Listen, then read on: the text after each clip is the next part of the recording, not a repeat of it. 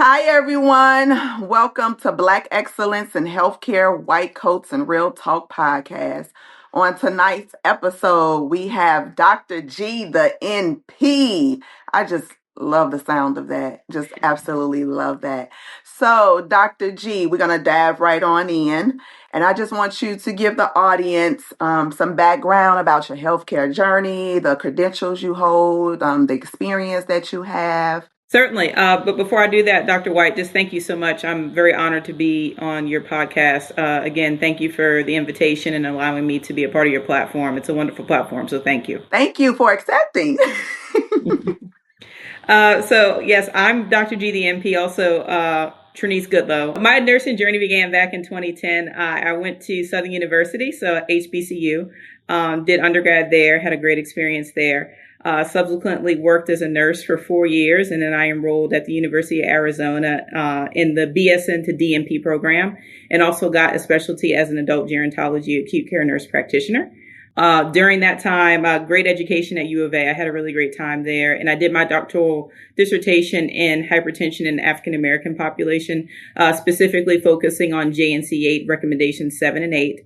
That research, I won an award at graduation, and I was nationally nominated through ANCC for that research. Subsequently, I graduated, of course, passed boards, of course, worked as a cardiology nurse practitioner. And during my time working as a cardiology nurse practitioner, I also became a graduate level professor as well in an F&P program. So I did that. An interesting story, how I started Dr. G, the NP, was I wanted to teach EKGs. They let me teach whatever I wanted once a term, and I did EKGs. The students loved it. And I went to the dean and said, hey, I'll head up an electrophysiology course because I had that at the University of Arizona.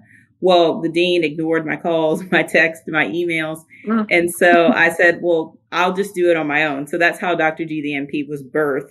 It was birthed through rejection. And I like to say innovation. So I did that while I was practicing. And while I was practicing as a cardiology nurse practitioner, I was approached by a pharmaceutical company to work as something called a medical science liaison. And so you are the therapeutic expert in whatever content. So in my case, I was the medical expert in anticoagulation within an assigned territory. So I was responsible for speaking about the science, not sales at all. I'm not a salesperson. But I was responsible for talking about PK, PD data, just being the content expert in that therapeutic area. Since that time, I've gone back to clinical practice. I've actually just did my first locum, which was a great experience. And then just working on my business as well, speaking at conferences, really trying to expand my reach when it comes to helping nurse practitioners master EKG interpretation. That is awesome. Dr. G, the NP, that's a phenomenal background. That is phenomenal, and I love every bit of it. Well, thank you. I am proud of you. Congratulations on all of that. Beautiful, beautiful. I just love hearing it, love seeing it. That's awesome.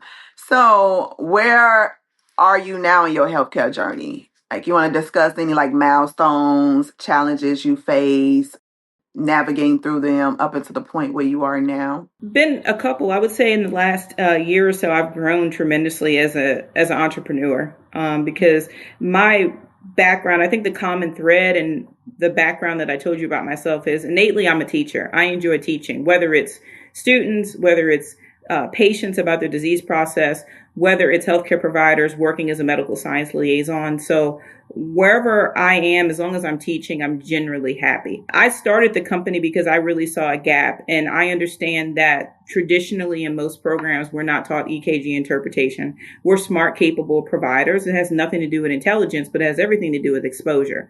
And furthermore, if those of us have taken EKG courses, they tend to be boring. Let's just be real, right? They're boring. They're dry. They put you to sleep. That's Very not my style. So. Right. So I have a unique way in which I teach EKGs. I teach it through storytelling, and I teach it with analogies. I teach it with cartoons. So it's memorable things that make it fun and interactive, and it's not boring and dry and just like, why are we here and can we get this over with sort of thing. That's awesome. I need to get in one of those classes. So before we jump into that, let the audience know what state you're in. Yeah, so I am in Texas. Okay. Okay. So, what does Black excellence mean to you? Oh, wow. It means a lot. I'm going to try to streamline my answer because that's really a discussion, right, in and of itself. It is. I personally feel that Black excellence has to do with thriving, right? Thriving in spite of challenges, in spite of obstacles, right? Black excellence is the expectation or really the necessity of having to be more, right, than some of our other counterparts to get some of the same things. But I just think of it as being in spite of. I always think of Black excellence despite of an obstacle, that you're successful and you're thriving in spite of that. I love it. You're absolutely right. I second that. So, our next question, what does that beautiful white coat you're wearing, what does that mean for you? How is that symbolic for you? I actually have a pretty interesting answer to that Okay. question. I generally don't wear a white coat. I put the white coat on. I know you asked me to wear a white coat, so I wanted to oblige your request, but I really don't wear a white coat for a couple of reasons. Number one, I find them to be a bit uncomfortable. But two, if you look at it from a research and clinical standpoint, we know all about white coat hypertension, right? And Right. I've made a living in cardiology, right? And so I pride myself on being very approachable to patients and being on their level. I don't wear a white coat. When I'm with them, I don't stand. I sit next to them, taking notes. I'm not on a computer. So my style is a little bit, I guess, non-traditional because I feel like if a patient trusts me, that's what I want. Because if you trust me, you're going to take any advice or feel comfortable asking me questions or coming to me versus looking at me as more of like a big, scary authority figure. And I can't confide in her because she said to eat better and I ate bad. So I got to lie because you know what I mean? And I know exactly.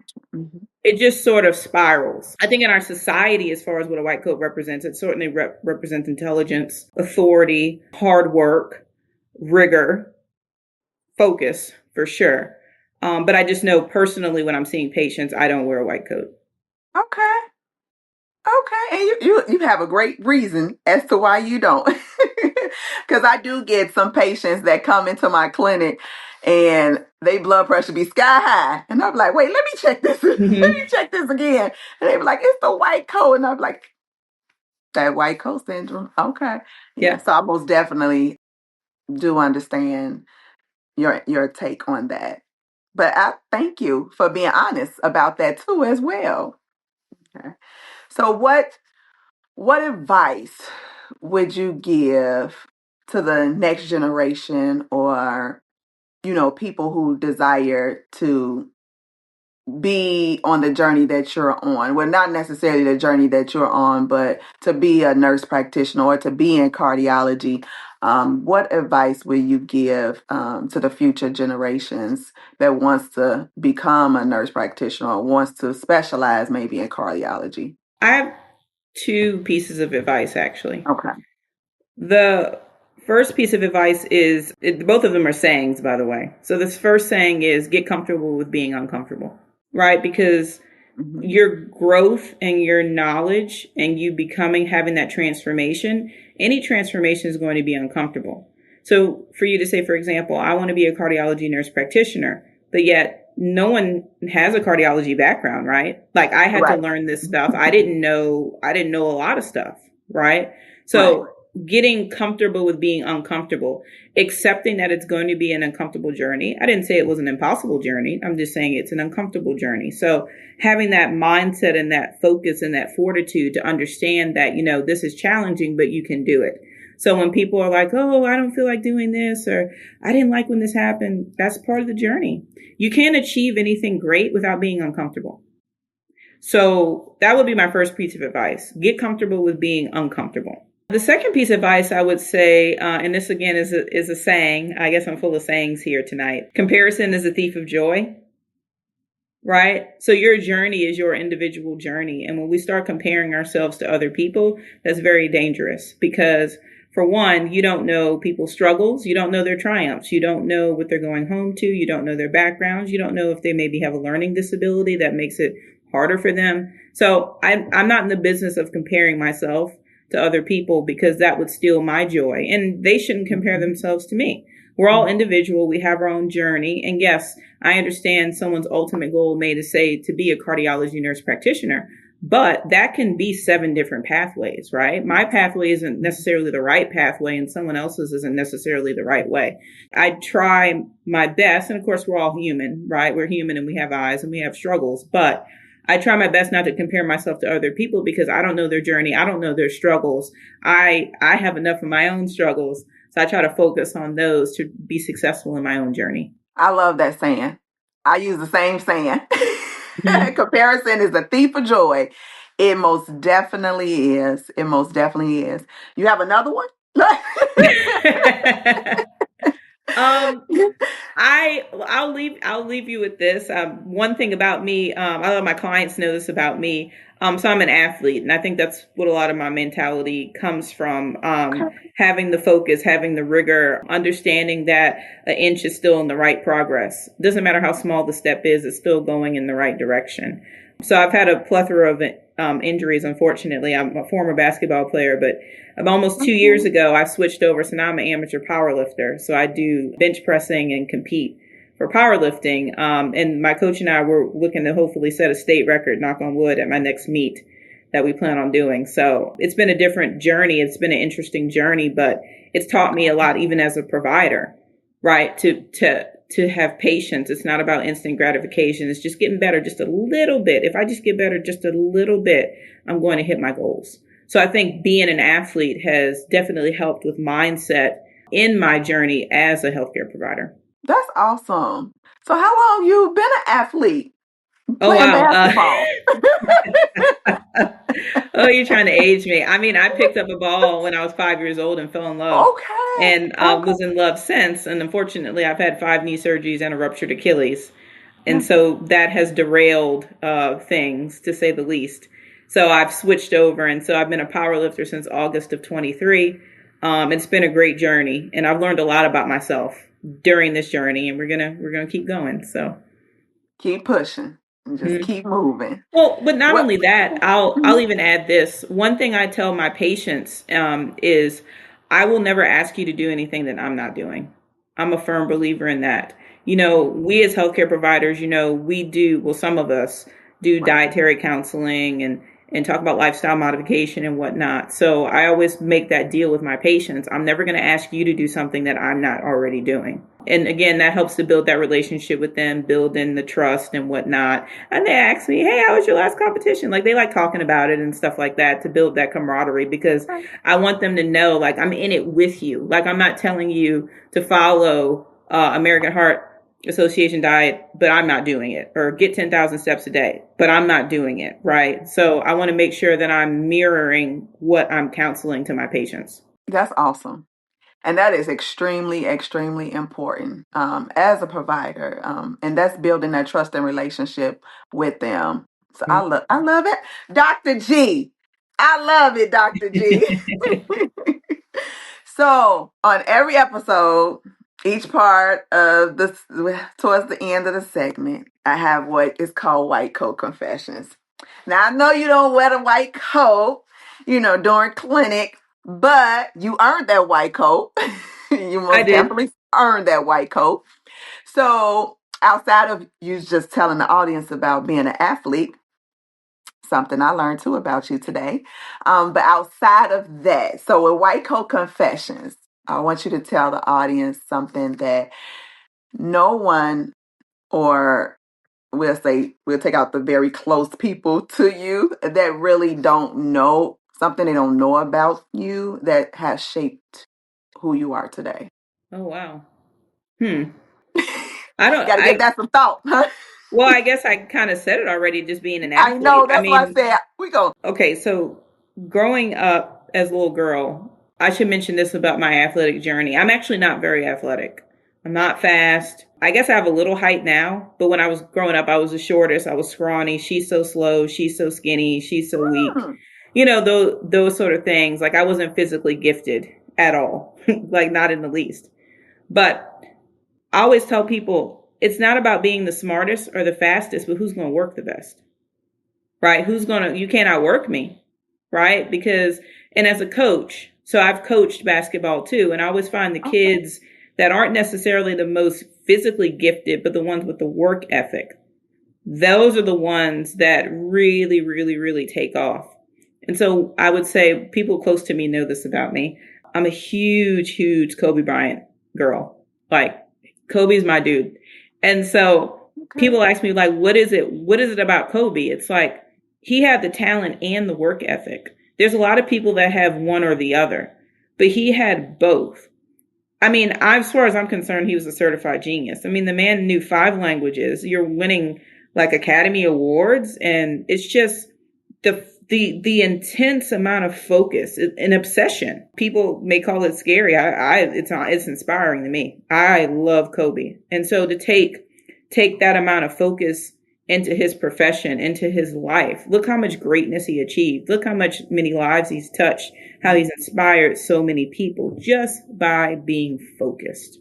And so that transitions into us as providers, right? I mean, we have the privilege, because it really is a privilege. We have the privilege of stewarding someone's health. And I never take that lightly. Something else I'll say, I'm a proud Christian as well. And so one thing I always pray to God is, help me care for your people, have stewardship over your people, make sure I'm doing right by your people, right? Give me the knowledge to care for your people. Because what we do, I mean, I like to have a lot of fun. I joke with my patients a lot, a lot. But I also know that the seriousness of what we do, and I always say, somebody's everything, right? Every patient is somebody's everything. And we've got to make sure, because I know for my everything, I want everything, right? So we have to make sure that we're just having good stewardship, having those conversations, educating, building the trust, building the bond. That's really why I really enjoy cardiology, particularly outpatient cardiology, because I can create those relationships, build those bonds, get that trust, get that buy-in. It's insurmountably important to me. That's awesome.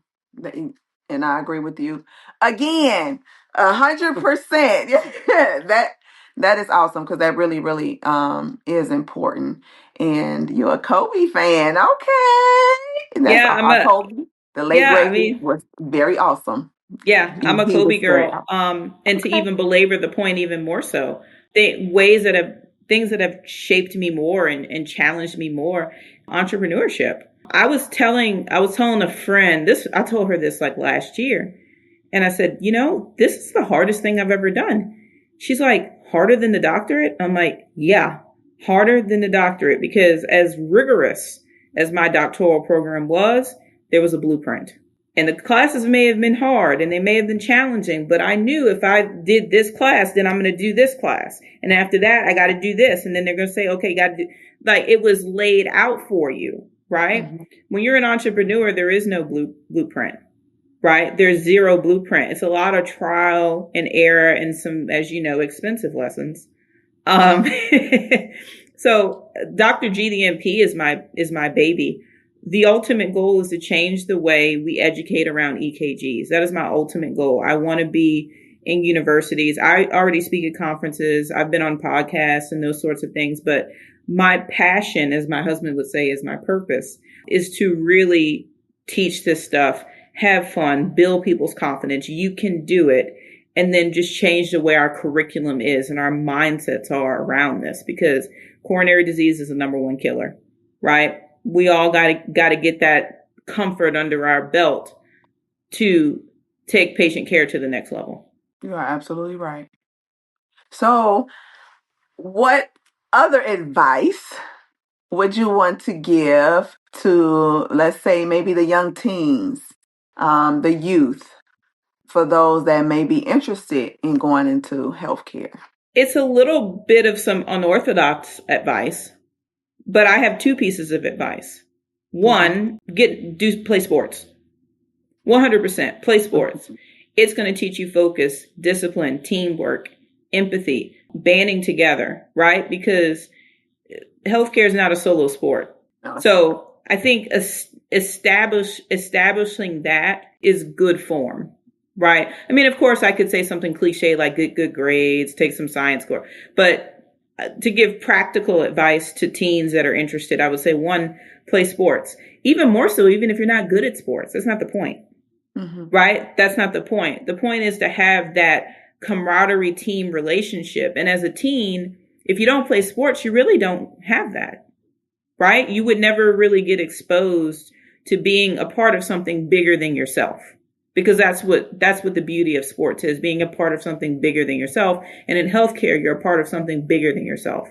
So that would be my first piece of advice, is to play some sort of team sport for sure. My next piece of advice, again, unorthodox, I would say get a job. A good job, I would say, is to go wait some tables. Go work in the public. I'm just going to say that, because that's going to get you exposed to dealing with a lot of different people from a lot of different walks of life. Because in healthcare, you're going to deal with a lot of different people from a lot of different walks of life.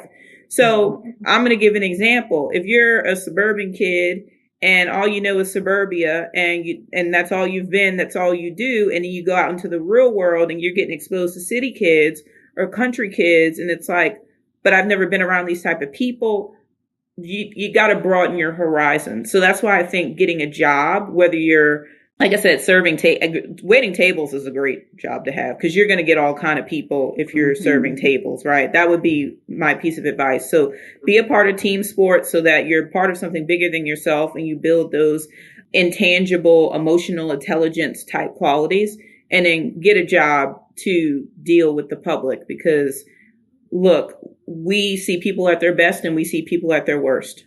So that would be a good intro for a teen, in my opinion. I agree. I never thought about the waiting the tables, but you do come in contact with all different type of people working in a restaurant. Yep. Yeah, you That's got the some big good shots. advice. Right, you got the big shots coming in. You may have people that don't even tip at all. It's all different walks of life. And It is. like in healthcare, we're exposed to all different walks of life. So I just think that it would behoove someone to wait tables. I'm trying to think of another job a teen would have. Maybe working at like a big box store like Target or Walmart. Maybe that would be another kind. If you don't want to wait tables, just get exposure to different types of people. That's great advice, Dr. G. That is great advice. So, how can the audience follow you, and what do you have coming up? What's new for you? What's next for you? People can follow me a few different ways. I'm on Instagram. My handle is Dr. G the NP, so DRGTHENP. Very easy to find. My website is also drgthenp.com. Same thing, drgthenp.com. I'm on Facebook too, so Dr. G the NP, but spelled out, DR period, you get what I'm trying to say. On Facebook, you can find me that way as well. What's coming up? We have some pretty exciting things coming up. In about late June, we're going to be launching a new webinar series, 3 series of EKG webinars. The first webinar we're going to do is just me going through a 9-step process to give people foundational knowledge on EKGs. Second webinar I plan on doing will do with questioning if an EKG is a STEMI or not, because I know that's a pain point that gets folks very nervous, and rightfully so. And the third one is I'm just going to walk through EKG, an EKG that I found interesting, and I'm going to walk through it and say my thoughts and my thought process and how I would intervene and what considerations for the patient, and just to give that knowledge. And those webinars I'm going to do will be free. So I'm excited to drop that webinar series.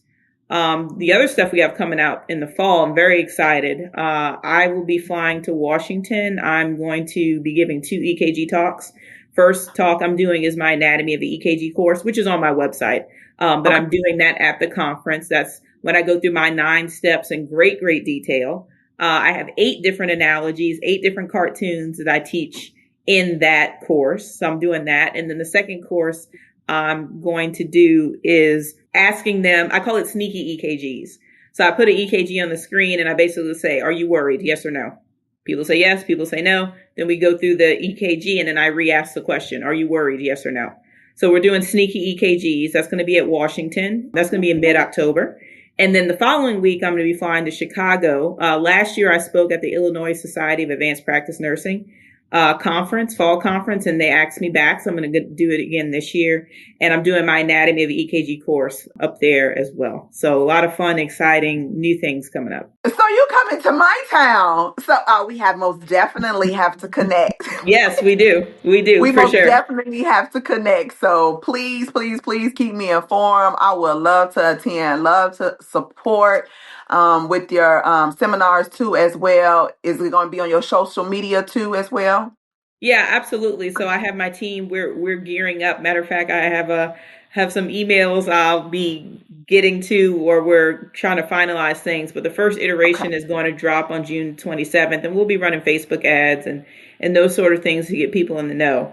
But yes, I can definitely keep you in the loop. I'm very excited for this webinar series because I'm just trying to get people's confidence up. I understand between grouchy colleagues, dense textbooks, you don't know where to look, when to look, and what to look for. That's what I'm covering in my webinars. Okay. I want to join that webinar. Please, I'd love to have you.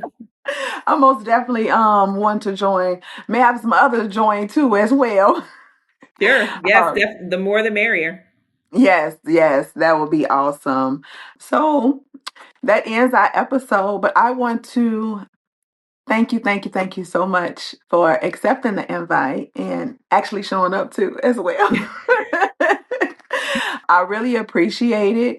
People really need to hear these stories. They really need to hear these stories. So when you do come to Chicago, don't forget about me. Do not forget about me. Absolutely. I look forward to it. And I'm sorry we didn't connect even last year because, like I said, I was up I there last know. year lecturing. Wow. Well, our time is this year. Yes, right. Our time is Exactly. this year. Exactly. So Absolutely. that's good and great to know. So, do you have any last words or anything you want to leave with the audience before we end? A couple of things. So, one, to the viewers, I mean, this is a fantastic platform. Dr. White is certainly an innovator. I'm grateful for this platform. I'm grateful to her. I'm grateful to colleagues, anyone who's a part of my journey. So, just want to express gratitude. That's first and foremost. Second thing I'll say, if anybody needs to reach out to me, I'm happy to connect. And I should mention my email address. My email address is contact@drgthenp.com. So I'm not one of those people that is hard. Oh, we can't get in contact with her. No, I actually answer my email. That's my email address. So if anybody would like to contact me, I'm happy to assist. And the last thing I'll leave you with is believing yourself. Right. At the end of the day, you have to believe in yourself. You have that small amount of belief. That belief can balloon into something beautiful and things that it will take you in places that you never thought. So just please, please, please trust and believe in yourself that you are more than capable. You didn't make it this far to only get this far. So you got it. You can do it. Great advice, Dr. G. Dr. G, the NP. I just love the sound of that. I just love it. Dr. G, the NP. Well, we tried to So get cute with our branding, so that is real catchy and real cute. Real cute. So, audience, I hope that you found this episode inspiring because I most definitely did. You can follow me, of course, on all social media platforms, Dr. Angel White, White Coats, and Real Talk podcast. This is not just something I just was like, oh, I'm just going to do. No, this is a movement, and I'm trying to really make an impact, and I want you all to be part of that impact with me. So make sure you subscribe to the YouTube channel, White Coats and Real Talk, and you can visit the website. All of the information is there for you to visit. You can reach out to me. As Dr. G, the MP, say, I answer my own emails too.